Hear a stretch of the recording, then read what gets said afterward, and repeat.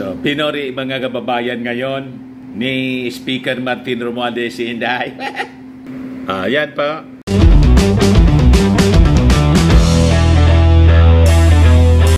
Kamusta niya, Mr. Maravillas? Ano naman yung ganap sa politika? Ito po, ayos na naman po sila, Sabi ko sa inyo. Ano na yun, Mr. Maravillas? Ayos na naman po sila, sabi dito sa balita. Speaker on ties with Sara after dropping confidential fund please. It is still a unit team. Ayos na ayos. Sabi dyan, BP Duterte made right call in giving up on confidential funds. Sabi mga kababayan ni Martin Romualdez, a speaker hopeful of improved ties with Duterte says unit team still exists. Hindi pa man po nabubuwag mga kababayan yung unit team. At yung speaker mga kababayan ng Congress, hindi man po namimersonal. And I think he is extending hands mga kababayan kay Inday. Tingnan natin kung si Inday mga kababayan would reciprocate sa magandang gestures mga kababayan na pinapakita ngayon. Pinapaiwatig ni Speaker Martin Romualdez. Ano tingin mo niya, Mr. Maravillas? Si Inday man lang po ang nakikipag-away. Si Martin hindi man po nakikipag-away. Siya po yung inaaway ng mag-ama. Tama? But before ko mga kababayan ibigay sa inyo yung full story ng pangitain ito, click subscribe muna dito sa ating YouTube channel and hit the notification bell po para lagi kayo pong updated sa mga kaganapan dito sa ating bansa. Like and share na rin po ninyo ng ating video.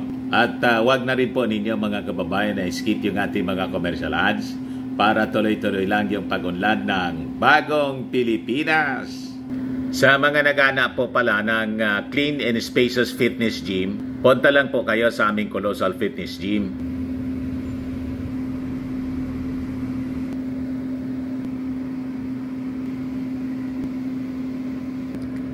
We also offer Grab car rental with our brand new 2023 model ng Toyota Innova. Tumatanggap din po kami ng booking for those who are planning to travel via PAL and Cebu Pacific, saka bills payment for Meralco Bills, PLDT, etc. Ang Colossal Fitness Gym matatagpuan po sa 3rd floor ng Security Bank Building, Lanco Business Park, Legazpi City, Albay. For inquiries, contact lang po ninyo yung aking anak. Jelon Maravillas, contact number niya po 0966-802-0949.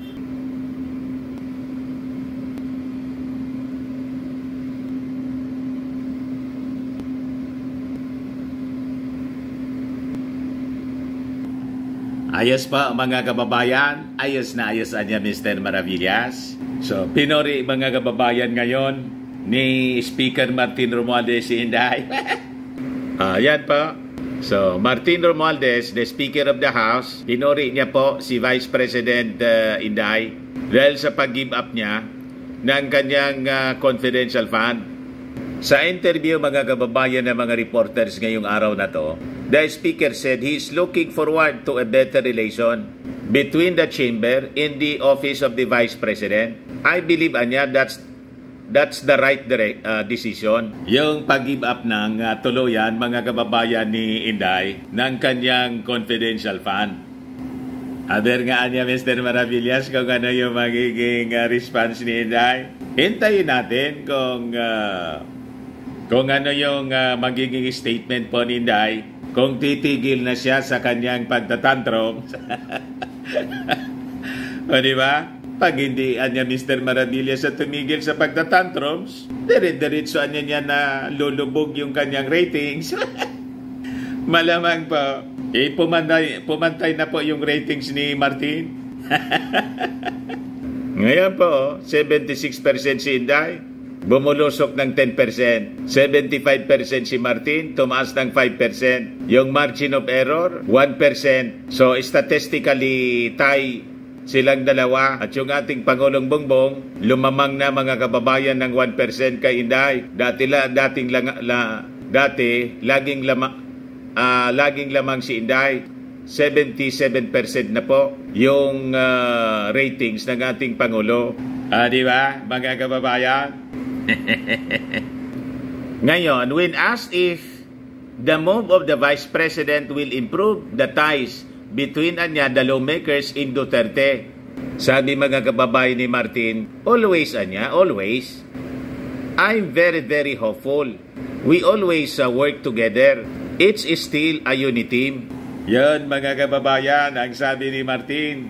The President always wants us to work together, not just in Congress with the executive, but as a country.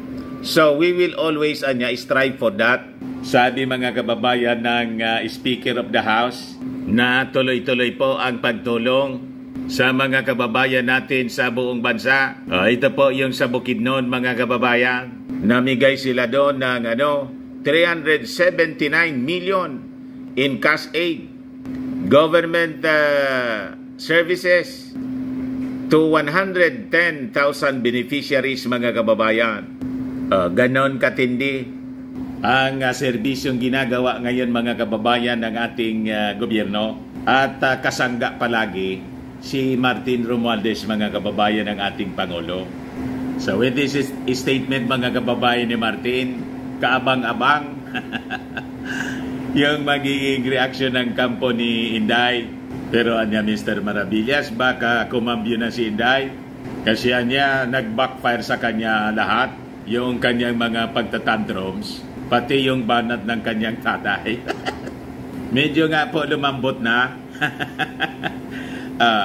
Tingnan ninyo itong statement ni Inday matapos na finally yung Senado po nagdesisyon na alisin na yung kanyang confidential fund, 500 million po sa Office of the Vice President, saka yung 150 million sa sa DepEd. Ayan po yung sabi ni Inday.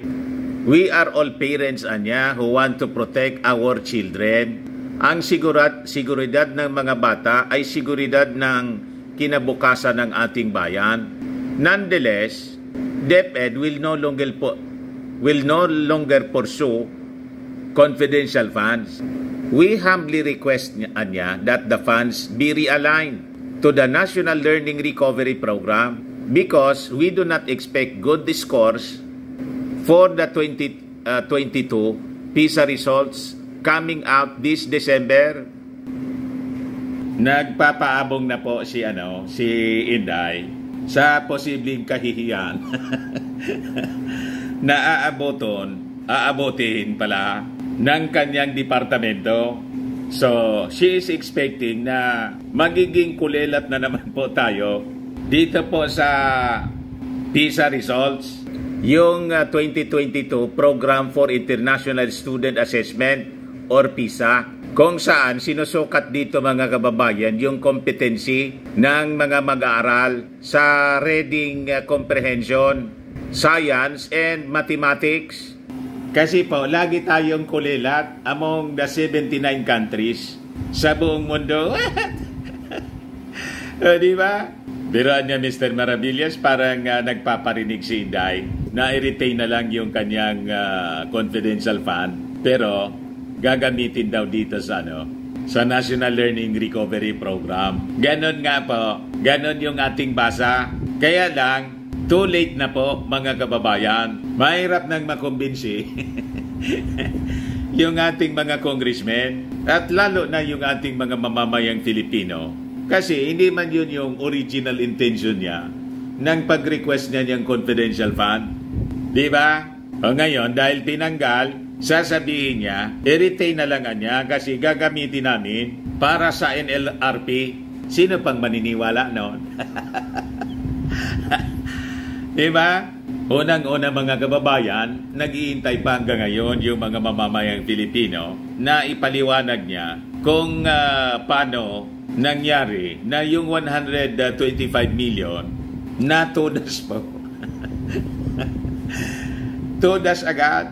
11 days tudas, nag-disappear. Nilunok, mga kababayan, in just 11 days. Hindi man niya pinapaliwanag. So wala tayong kasiguruhan. Kung pagbigyan siya, ay gagamitin niya talaga para dito sa NLRT para ma-improve man lang, mga kababayan, yung standing natin sa science, mathematics, tapos sa reading comprehension. Kasi lagi tayong nangungulilat. Di ba? Ayan man lang po, mga kababayan. Baka lang gusto niyo po itong itry. Firmax Firming and Lifting Cream. Pinapahid po sa mga pulses and affected area. Mainam po sa paninigas ng mga kaso-kasuan. Ito naman po, Automax Revitalizing Serum. Sa mukha naman yung application. Anti-aging po siya. You will look 10 years younger than your age. Sa mga cancer patients naman po, baka lang gusto ninyong itry po ito. Ningxia Red Mix Fruit Drink. Hindi man po siya gamot, food supplement siya. Kaya lang, gawa siya, mga kababayan, sa goji berry. Yung goji berry may anti-cancer properties. Ayos! Ayun, mga inquiries po ninyo, dumiretso na lang kayo sa aming messenger sa Facebook para masagot namin agad. Ako po si Dante Maravillas. Bye-bye po. God bless.